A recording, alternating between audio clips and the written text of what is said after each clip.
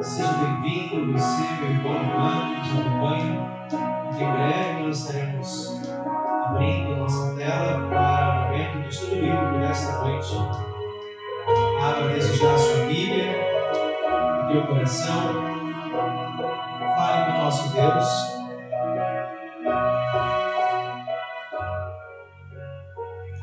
Deixe que Ele prepare você também para esse momento importante que dedicamos ao nosso Deus neste tempo de Quaresma.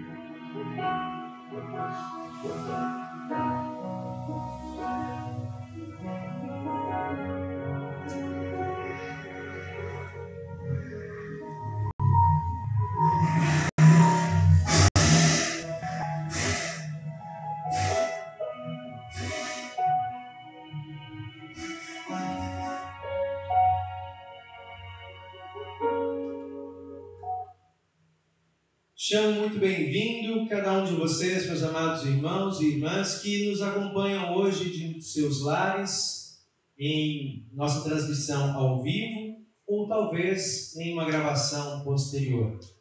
Eu sou o pastor Elison Ferreira, pastor aqui da congregação Cristo para Todos, de Campo Grande, no Rio de Janeiro. E é uma grande alegria ter você conosco. Neste tempo de Quaresma, estamos acompanhando os estudos que nos foram enviados pela nossa igreja, preparados para este ano. E o tema para este dia é o texto de Neemias, o texto é o texto de Neemias, capítulo 2, dos versículos 17 a 20, a história da liderança de Neemias, um homem que estava servindo em um reino estranho, mas que foi chamado de volta e autorizado pelo seu líder para mobilizar, para incentivar o povo judeu à reconstrução da cidade após o exílio. Nós queremos, nesta noite especial que Deus nos presenteia, invocar o seu santo nome, e eu convido você também, num gesto de reverência, invocarmos o santo nome do Senhor. Em nome do Pai, e do Filho, e do Espírito Santo. Amém. Ó Senhor Deus e Pai, que nos enviaste líderes para a reconstrução do Teu templo, para a reforma da Tua igreja. Auxilia-nos também na meditação que faremos nesta noite, para que nós, mobilizados pelo Teu Espírito Santo, não nos distraiamos, Senhor Deus, com assuntos estranhos à Tua vontade, estranhos ao Teu chamado, mas como Neemias, como Lutero, como tantos outros homens e mulheres ao longo da história da igreja, possamos, sim, Senhor, acolher o chamado que Tu nos faz, mobilizando outros ao nosso redor, para servirmos em Teu reino com os dons e oportunidades que Tu nos ofereces. Por Jesus, que vive e reina contigo no Espírito Santo. Amém. Amém? Que Deus abençoe você também na sua casa, com a sua família. Nós queremos iniciar cantando o primeiro hino para este dia, um hino que também será usado no contexto do domingo próximo. Muitos homens fazem castelos sobre a areia, de Cristo não se lembram, nem buscam seu auxílio. Cristo é a pedra angular, mas muitos homens não querem aceitar. Estes seus castelos nas águas não subsistem, pois Cristo é fundamento da vida verdadeira. Cristo é a pedra angular, mas muitos homens não querem aceitar. Creia neste Cristo, caminho verdadeiro, é Ele quem nos guia a salvação eterna. Cristo é a pedra angular, mas muitos homens não querem aceitar.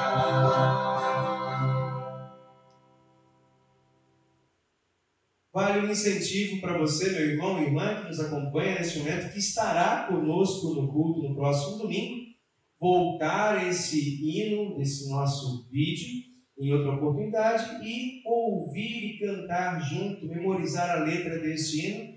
Cristo é a pedra, o número 107 do nosso cancioneiro Louvai ao Senhor. Ele fala da pedra que foi rejeitada, texto do Salmo que nós estaremos meditando no próximo domingo. Tendo isso em vista, eu quero convidar vocês para então meditarmos de imediato no tema do estudo para este dia. Neemias liderando e reconstruindo. Como eu falei no início, Neemias estava servindo ao império que havia dominado Jerusalém, o povo de Judá, e recebendo da parte de Deus uma ordem, um chamado para voltar para a sua terra. Ele vai até a sua autoridade civil, quem ele respondia, e tendo ali também comunicado o seu desejo, o seu anseio, recebe a autorização e volta, mobilizando o povo para o trabalho que o Senhor ordenou, reconstrução da sua cidade. Então, nós vemos esse grande líder da igreja, também com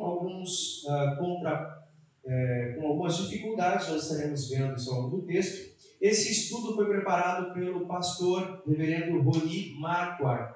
Nós estaremos acompanhando esse texto que ele preparou e eu espero que você também, aí mobilizado, possa nos trazer perguntas, questionamentos, seja aqui presencialmente, em nosso culto, nossa igreja, ou através das nossas redes sociais também. Estamos disponíveis para responder às suas questões. Tendo dito isso, nós queremos seguir em frente. O nosso texto, ele inicia essa fala trazendo algumas questões para a gente. Quando pergunta o que é liderança, é fácil definirmos o que é liderança? Ora, em outras palavras, ele vai dizer que a liderança, especialmente a liderança dentro da casa de Deus, dentro do reino de Deus, ela é diferente do modo de liderar ou entendimento de liderança fora, num contexto corporativo. E isso nos chama a atenção, especialmente com o texto que nós ouvimos na última semana, no último domingo. Jesus está chamando os seus discípulos e, neste chamado em direção a Jerusalém, 2 deles vêm até Jesus com um pedido para serem líderes. O que eles entendiam e esperavam da liderança, Tiago e João, que vieram a pedir para Jesus para receber um lugar de destaque no reino, quando Jesus vier em sua glória.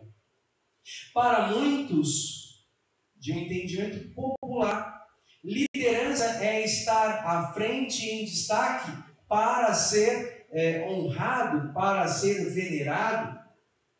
Liderança é alguém em quem você espelha, mas o espelhamento que Tiago e João tinham em seus corações era o espelhamento da vaidade, de ser lembrado e posto em um pedestal de honra na glória.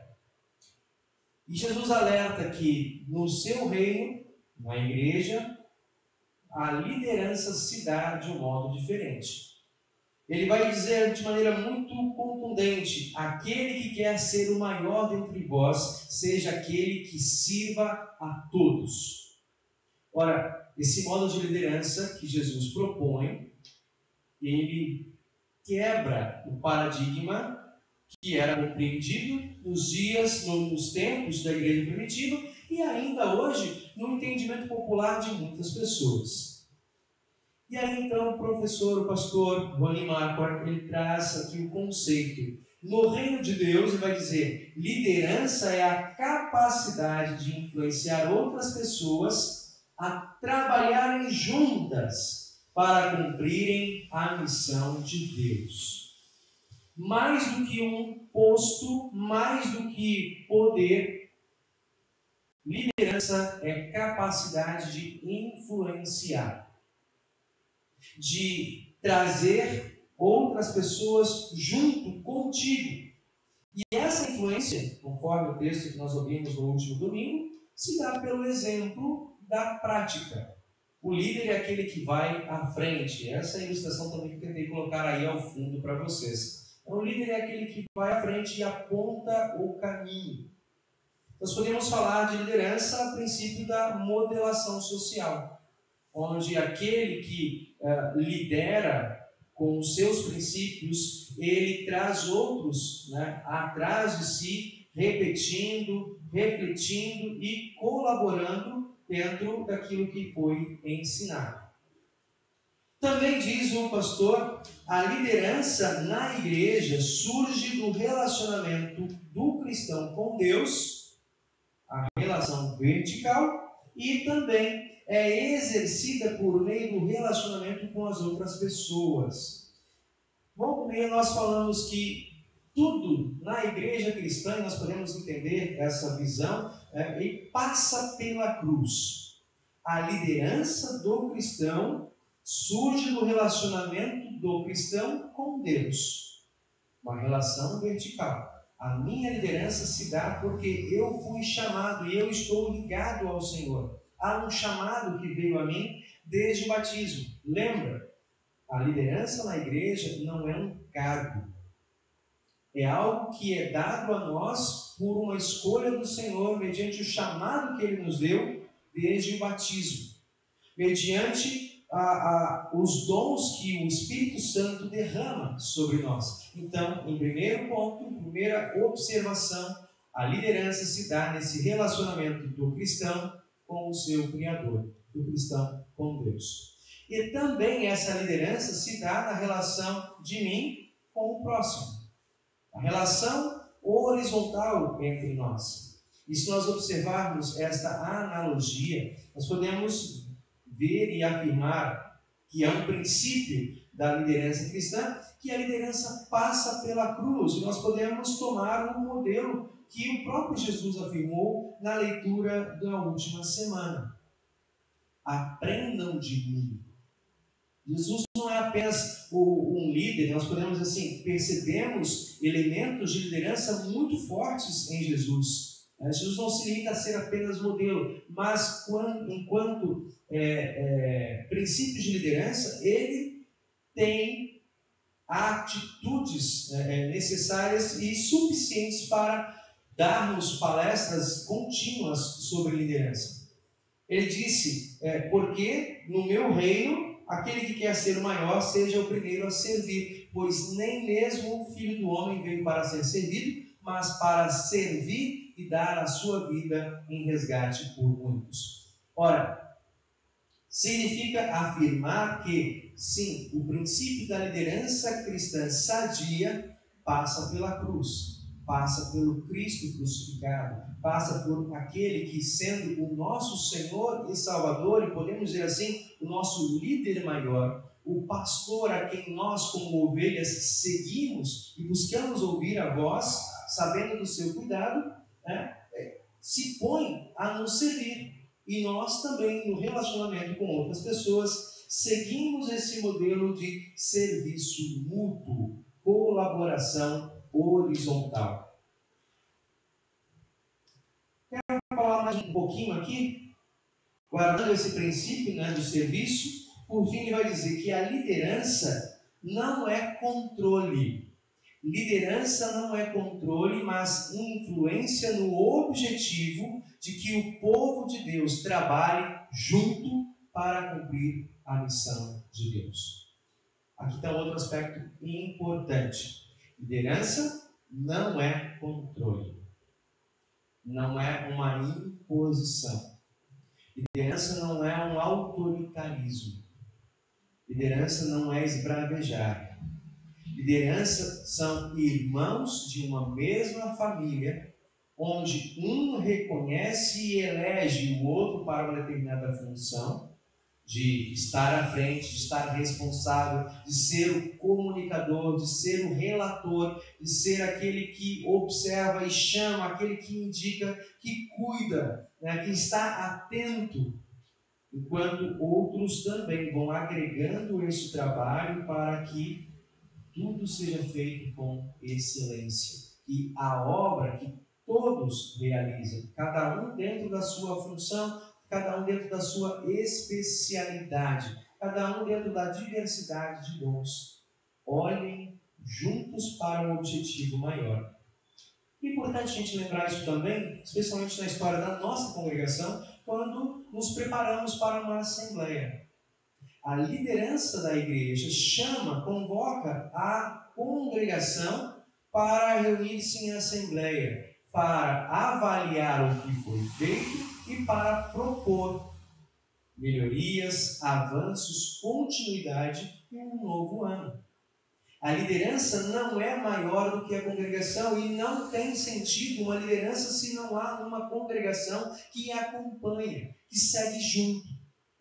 De novo, liderança não é controle, mas é influência. Ou seja, aqueles que estão em funções de liderança na igreja chamam, convidam, mobilizam para que juntos trabalhemos para cumprir a missão de Deus. Pastor e liderança são chamados pelo povo da congregação, são eleitos, são escolhidos para que vão à frente, que sigam à frente e que convoquem, que chamem, que mobilizem o povo de Deus para um trabalho bem orientado. Avançando um pouquinho mais, refletindo, ele traz algumas questões para nós. Diz assim: como está a liderança em sua congregação? Aí é você, meu irmão, minha irmã, que vai refletir, né? E nós nos dispomos como liderança, nesse próximo domingo teremos assembleia, é algo que nós podemos colocar em pauta, trazer para um debate, uma reflexão em público. Como está a liderança em sua congregação? Há líderes? Ou a liderança é exercida somente pelo pastor?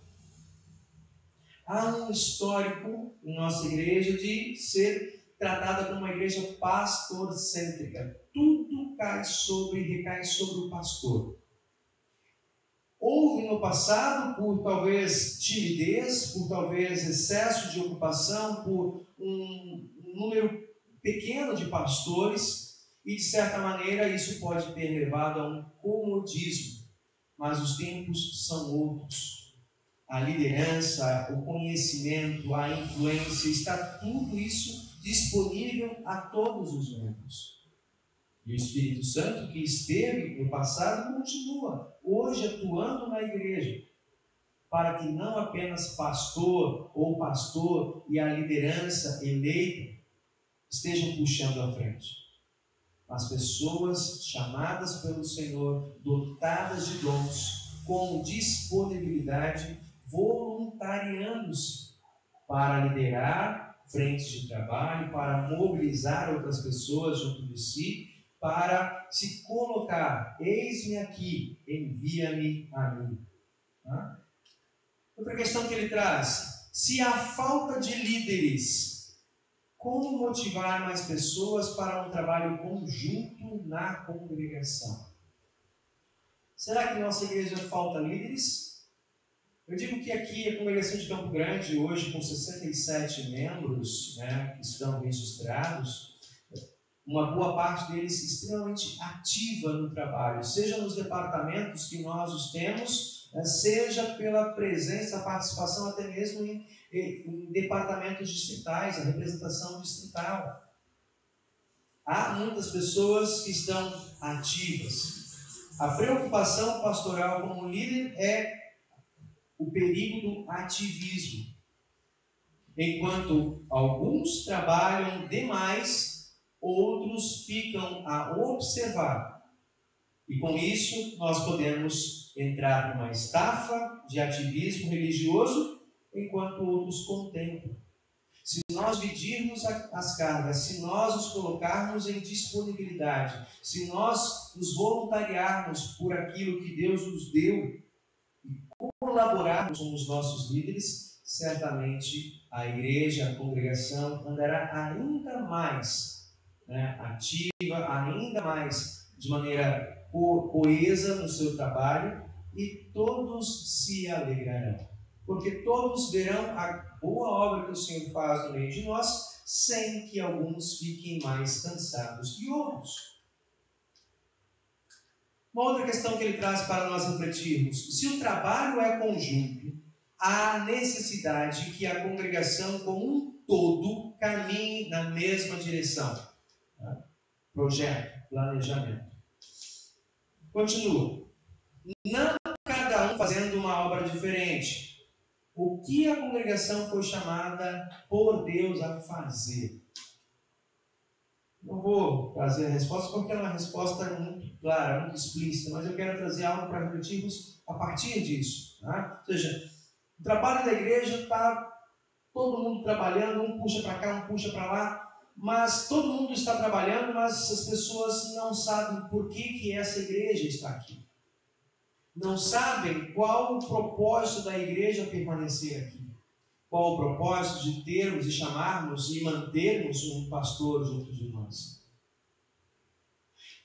Por vezes, quando entramos nesse ativismo, a igreja pode ficar na dúvida de qual o seu propósito. E aí entra a pergunta. Tá?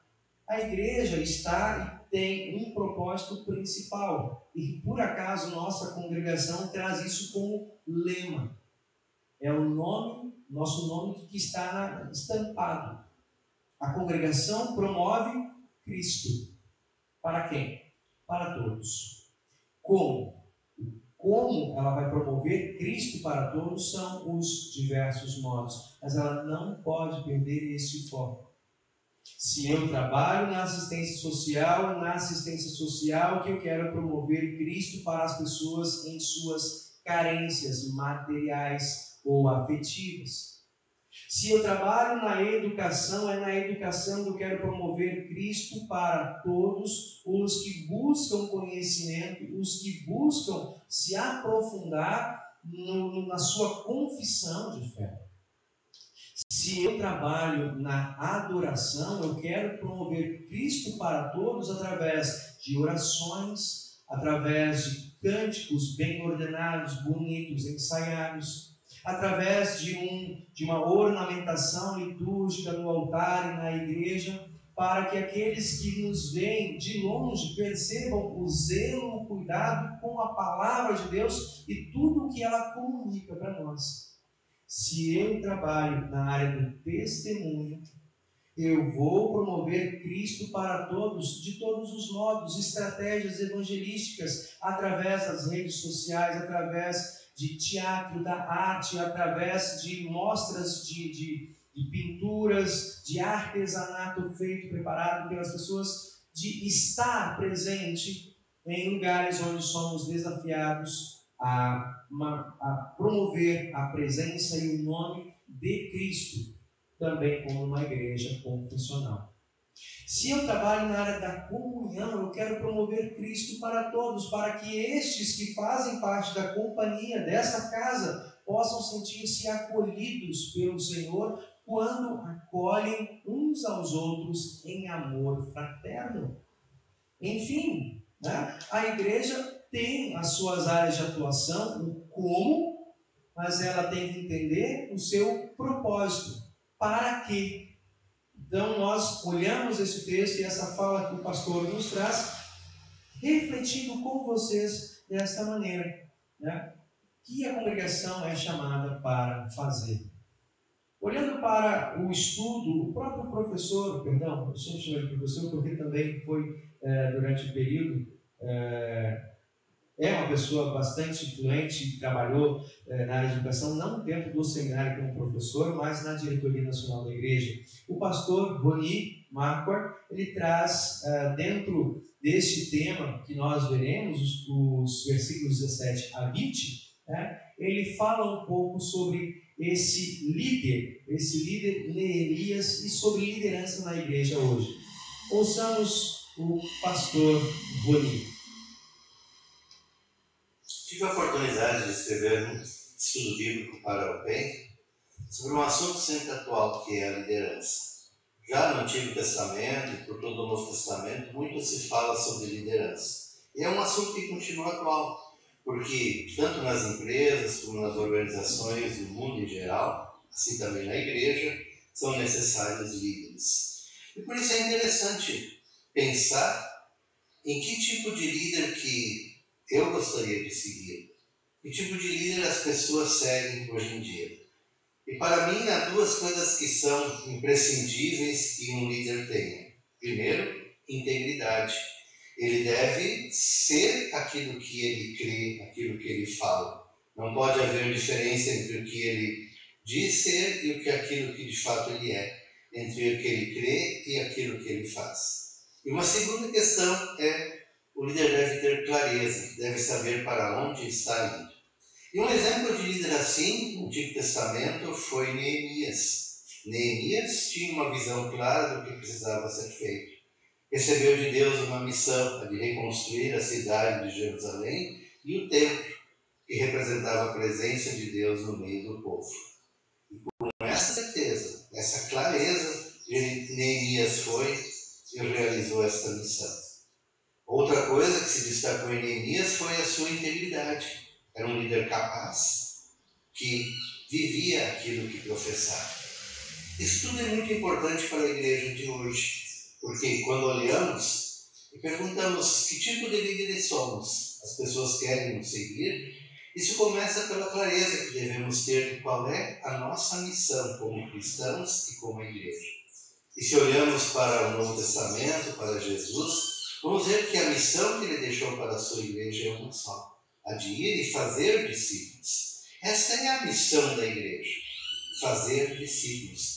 Não fazer igreja, mas fazer discípulos. Ajudar as pessoas a que sigam a Jesus, a que sigam o Salvador que deu a sua vida por elas. Com essa clareza, com essa integridade, queremos preparar líderes e viver como líderes na Igreja de Cristo, levando as pessoas à salvação, a certeza de que, com Jesus, elas têm vida e salvação eterna.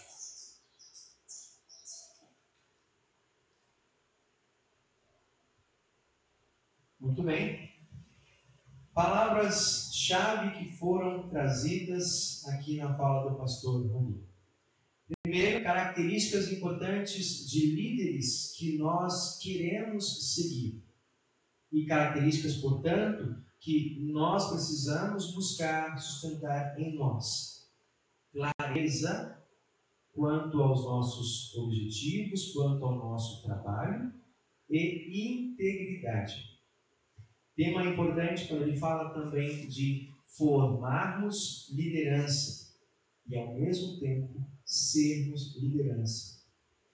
Quando fala de formarmos liderança, e eu vou avançar para o texto de imediato, nós lembramos o trabalho muito importante que a nossa igreja exerce de maneira ativa pelo seminário e através do seminário na formação de liderança leiga e formação de liderança para o ministério, pastores. Nessa formação de líderes, lembramos, né, também os princípios que, uma vez adquiridos, uma vez internalizados, precisam ser sustentados. Aqueles que hoje ocupam, e aqui eu me coloco, né, como pastor, naturalmente ou por ofício, nós somos líderes. E nesse trabalho de liderança é importante que nós revisemos o aspecto da nossa integridade ao mover, ao chamar outras pessoas a seguirmos a Cristo. Percebam? Não é seguir o líder, mas seguirmos a Cristo. Onde o líder também mobiliza, ao mesmo tempo em que ele é sustentado nesta mobilização em direção à ressurreição que Cristo nos traz. E aí, meus irmãos, eu quero continuar aqui a leitura do texto com você. Versículo 17, nós lemos assim: Aí eu lhes disse, aqui Neemias falando, vejam como é difícil a nossa situação. A cidade de Jerusalém está em ruínas. Os seus portões foram destruídos. Vamos construir de novo as muralhas da cidade e acabar com essa vergonha. Então contei a eles como Deus havia me abençoado e me ajudado. E também contei o que o rei me tinha dito. E eles disseram, vamos começar a reconstrução. E se aprontaram para começar o trabalho.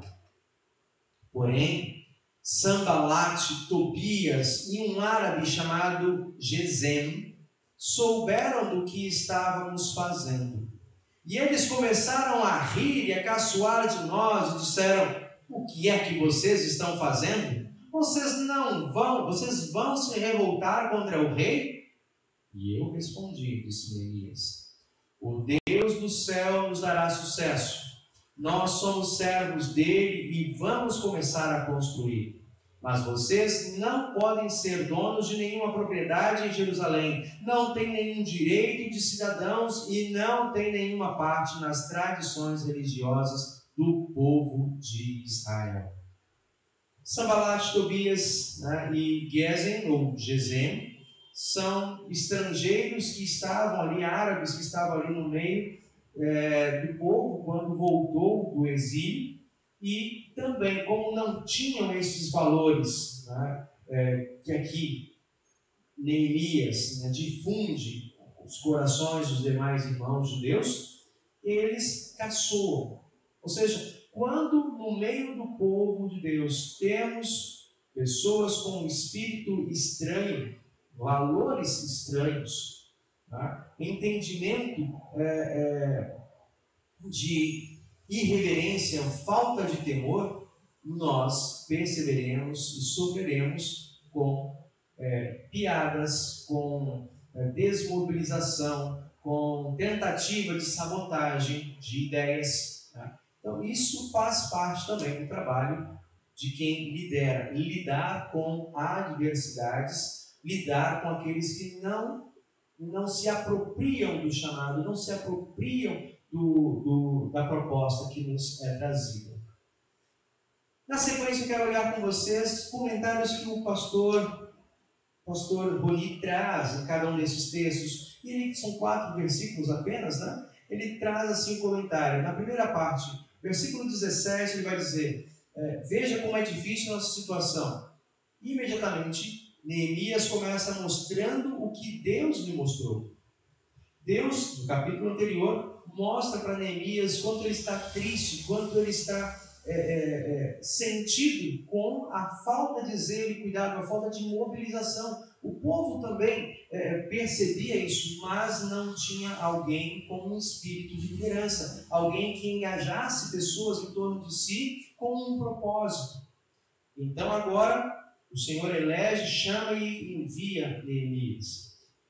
O povo de Deus estava em miséria. Com certeza não é algo que Deus quer. A cidade de Jerusalém em ruínas e o templo que representava a presença de Deus entre o povo estavam destruídos. O problema a ser enfrentado era esse: reconstruir a cidade e também o templo. Por isso vem o convite do líder para reconstruir a cidade, para que o povo de Israel se livrasse dessa vergonha. Cuidar da casa de Deus. O pastor Roni disse em sua exposição: nós estamos aqui não para construirmos igreja, mas para fazermos discípulos. É bem interessante nós pensarmos no que ele fala. O trabalho de fazer discípulos pode também passar pela construção, pela mobilização e levantamento de templos. Nossa igreja, no Espírito Santo, tem um projeto chamado Projeto Neemias, onde congregações de determinadas cidades se mobilizam em torno de um propósito, e o propósito é que na cidade, esse povo que se chama cristão luterano tenha um espaço para reunir-se, para comunicar, para convidar a cidade, para poder receber os moradores da cidade. E nessa cidade eles adquirem um terreno, eles levantam um templo, uma edificação. Eles também fazem a igreja, mas a igreja começa antes do templo. Lógico, o fazer discípulo é também fazer igreja à medida em que nós entendemos que cada pessoa que é trazida para o reino de Deus é igreja. Mas esse povo trazido também precisa se organizar para que a casa do Senhor, onde a cidade contemple, a cidade seja acolhida, a cidade possa fazer parte, tenha lugar para se assentar. Seja percebido a identidade da igreja e a reunião das pessoas naquela cidade. Assim também nós temos aqui em Campo Grande. Se nós fôssemos trabalhar para que todos os moradores de Campo Grande viessem, nós não temos lugar. Mas nós precisamos ter boas acomodações para aquela fração da cidade que venha até o nosso templo, que seja acolhida também junto ao nosso pátio com os nossos irmãos em momentos de reuniões. Isso também faz parte do Cristo para todos. Isso também faz parte do trabalho da igreja. Isso faz parte do trabalho da liderança cristã. Mas eu entendo que também o pastor Roni, quando traz isso, ele quer deixar claro que a igreja não trabalha apenas em torno de si mesma. Ela forma líderes para a cidade. Quando cristãos comprometidos com o Evangelho seguem para o campo de trabalho, seja em qualquer função, seja liderança ou numa função de menor responsabilidade, com menor número de pessoas a quem nós tenhamos que responder ou cuidar em toda e qualquer vocação. Nós, como cristãos luteranos, temos esse chamado para responder com ética, com compromisso e comprometimento no trabalho onde nós estamos, no respeito às pessoas mais do que às funções. O que eu quero dizer com isso? E há pessoas que olham e respeitam aqueles que têm funções e cargos mais altos, mais elevados, porque ou por temer a demissão ou por buscar uma promoção. Nós temos um chamado, uma orientação bíblica para respeitar cada uma pessoa na sua função, independente do cargo ou função que ocupa. Mas, por quê? Porque somos chamados para ser testemunhas de Cristo onde nós estivermos. Continuando aqui nossa observação, versículo 18 traz o seguinte comentário da parte do pastor Roni. Então contei a eles como Deus havia me abençoado e ajudado aqui, onde Neemias reparte, conta para o povo, em texto bem resumido, como ele foi abençoado, ou seja, tudo que ele recebeu da parte do rei da Pérsia, que liberou ele, né, e falou, olha, leva esses valores para que você possa comprar, leva contigo esses funcionários, essa equipe de trabalho, para que possam mobilizar e o seu trabalho ser próspero, né? Ser um trabalho que tenha êxito. Então ele contou tudo como Deus, através dessas demandas, né, havia acompanhado, estava abençoando a ele. Diz assim, Neemias testemunha como a mão de Deus foi bondosa com ele e como o rei falou com ele para resolver o problema. O seu testemunho teve resultado e o povo aceitou o desafio colocado pelo líder. Chama ele a cada um de nós, vamos também trabalhar juntos para reconstruir e fazer essa boa obra. Qual é a boa obra? Comunicar Cristo para todos. Em nossa congregação, nos mobilizarmos em eventos, em oportunidades de estarmos reunidos. Também no testemunho, em oportunidades de estudo bíblico, com todos os benefícios e privilégios que hoje a tecnologia nos proporciona. Quisera eu que hoje, não apenas na tua casa eu estivesse, mas que também muitos estivessem aqui no nosso templo.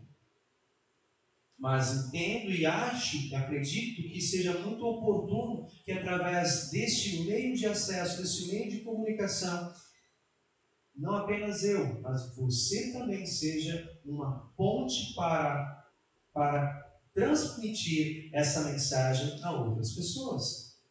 Para perceber e se aprofundar, não apenas numa primeira leitura, numa primeira escutada, mas, de novo, numa reflexão mais apurada, numa reflexão mais tranquila, como você pode se valer dos recursos que nossa igreja hoje tem para preparar e sustentar uma liderança cristã comprometida e confessional. Fazer parte, né, das oportunidades de capacitação da nossa congregação. Nós temos, né, sido abençoados por outros irmãos e hoje temos bolsas de formação em diaconia. Nós temos oportunidade de trabalhar isso na educação para crianças, para adultos, na preparação também de líderes ao evangelismo e para a ação social. Algo que é tão necessário também em nosso bairro, em nossa cidade. Vamos lá, essa é a boa obra, seguindo os dois últimos versículos, versículo 19. Né? Os 3 nomes que já falei para vocês começaram a rir e a caçoar de nós. Tá? E que ele nos lembra? Houve oposição. Oposição não é estranha, como eu já falei antecipadamente. Se pessoas não se levantam contra a liderança que há na igreja, e muitas vezes há pessoas que se opõem, né? Ao menos Satanás não quer ver a obra sendo feita. O que o pastor quer nos colocar com isso, na minha leitura e interpretação? É possível sim que nós, num determinado trabalho, um projeto, uma ação da congregação, consigamos uma mobilização de 100%. Isso seria então motivo para nós soltarmos fogos, colher bandeiras e sair em marcha? Não.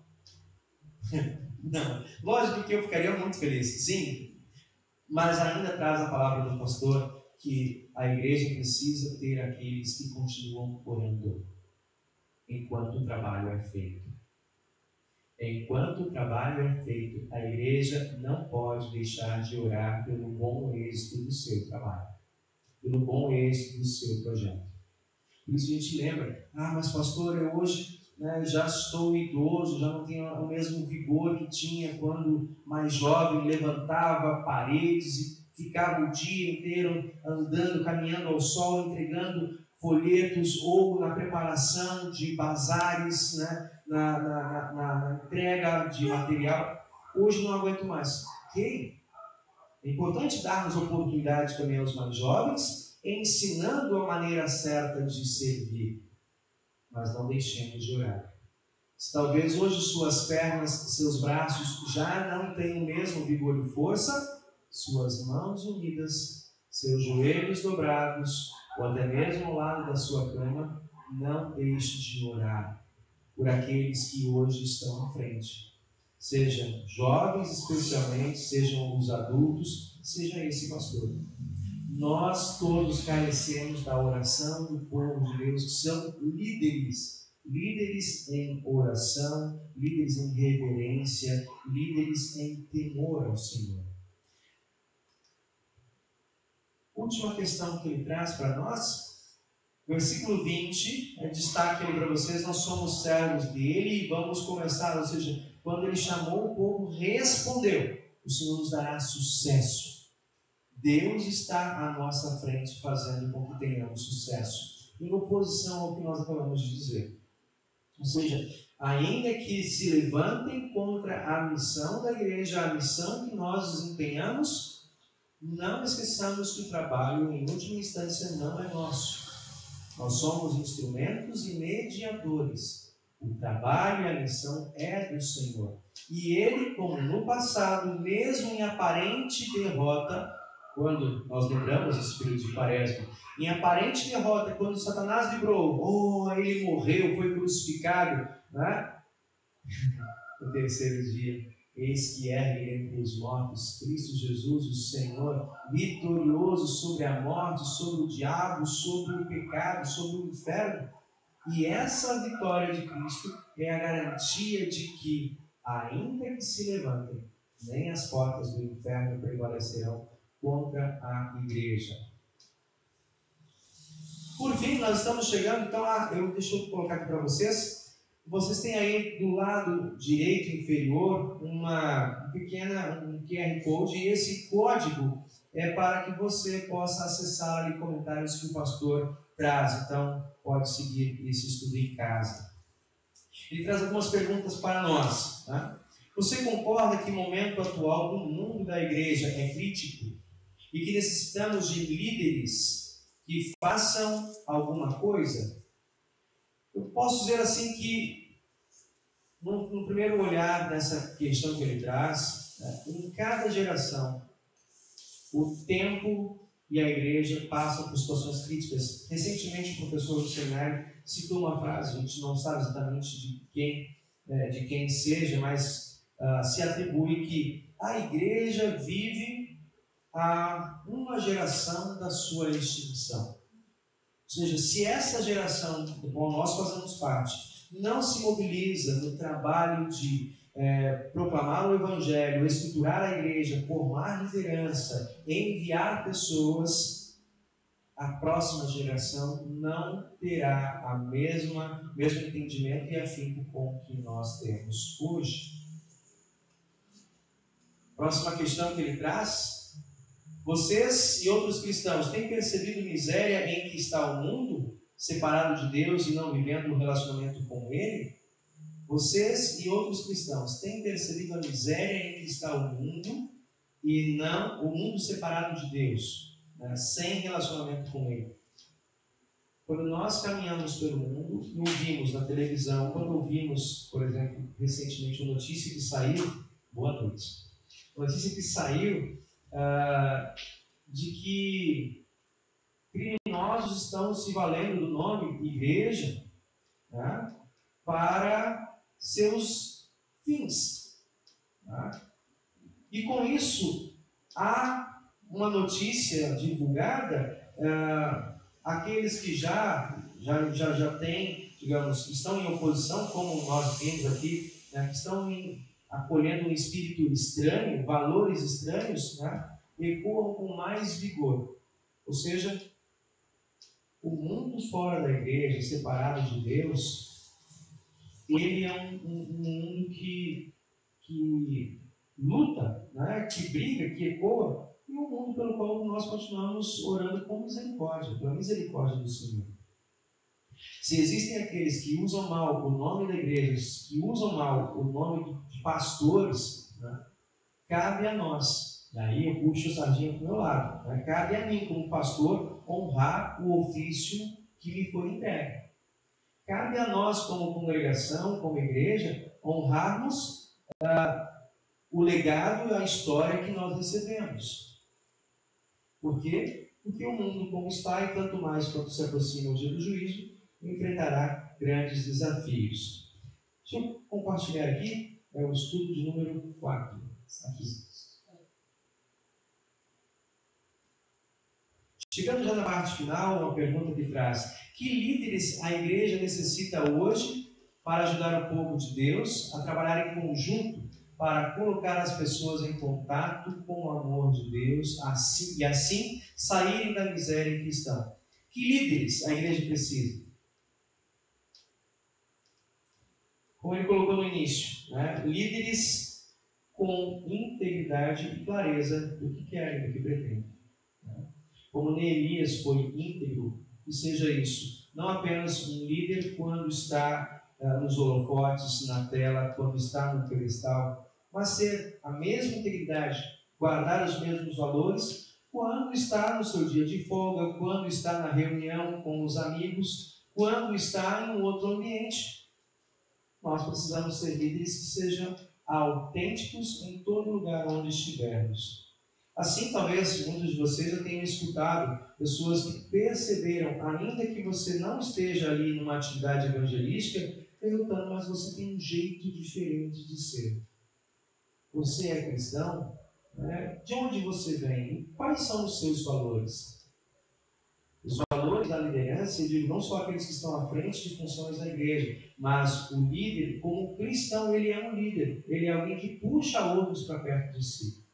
Eu não tenho função na igreja. Eu sou um jovem, sou tímido. Mas aonde você está, as pessoas te olham.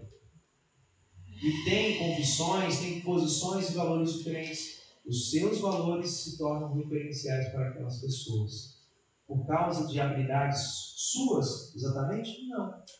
Mas pelo chamado que Deus nos dá. Ele vai agregando em nossa caminhada valores e coisas que nos destacam. Ainda que nós não busquemos por aplausos, né? Deus nos capacita pelo Espírito Santo.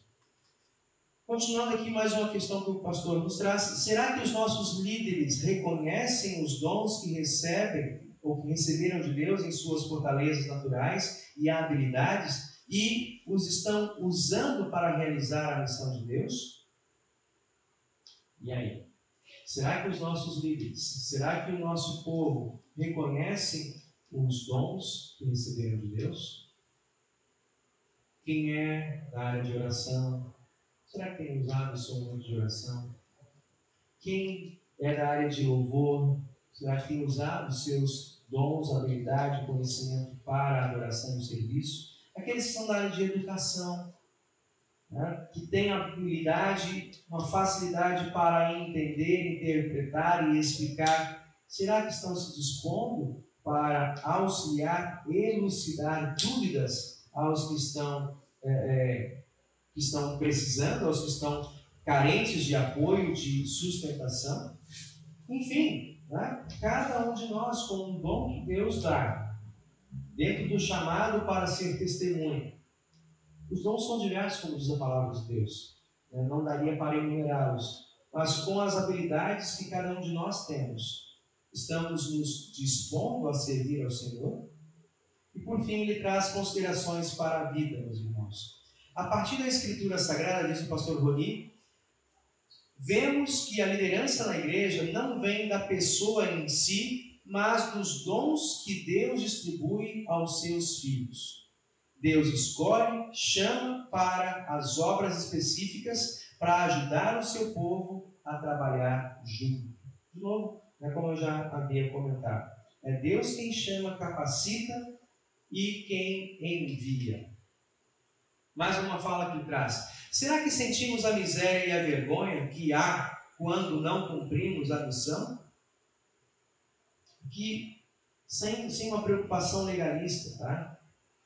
Será que sentimos a miséria e a vergonha que há quando não cumprimos a missão? A minha questão, quando eu olhei essa pergunta do pastor Roni, é de que, de fato, quando nós sabemos que temos condições, né, e nos ocultamos, nos omitimos, sim, isso deve nos constranger.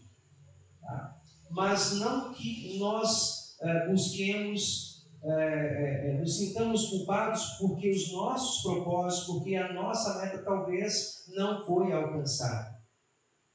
Isso é importante lembrar. Quando nós percebemos que talvez estamos fracassando, voltamos de novo a planejar, a avaliar o que foi feito, se necessário reconduzir nossas ações dentro do propósito maior, levar Cristo para todos. Tá? Sabendo que temos um Deus presente, disposto, e fazemos parte de uma igreja que está além de nós.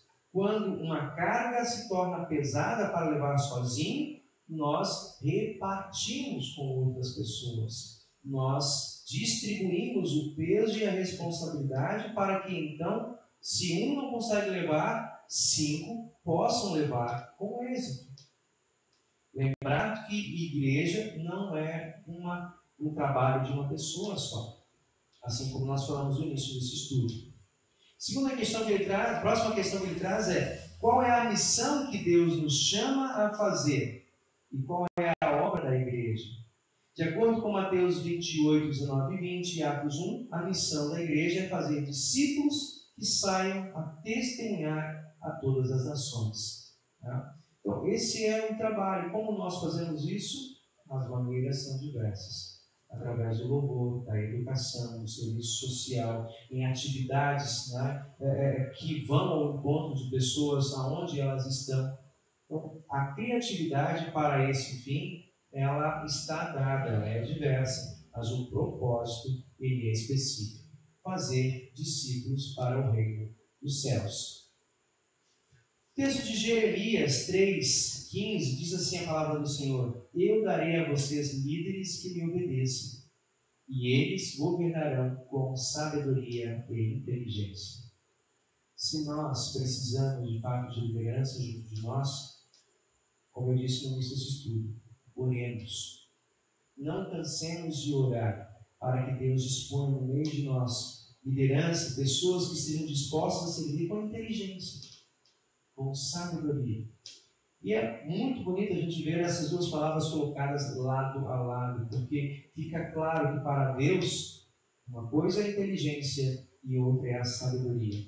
Eu costumo dizer, ainda que de maneira muito simples, não querendo ser simplório, mas a inteligência é a habilidade que todos nós temos de saber fazer coisas. Outra, que é a sabedoria, é quando fazê-las.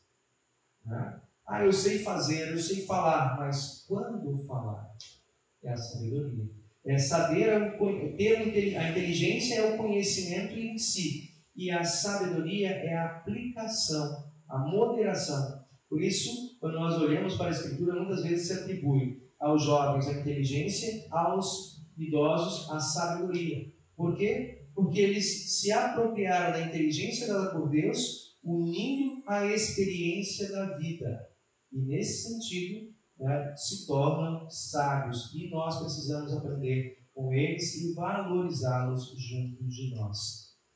Próximo ponto aqui que ele traz: onde estão os líderes dotados de dons por Deus para realizar esta obra? Estão na igreja? Sim, já estão aí, mas precisam ser despertados, motivados, treinados, abençoados e enviados.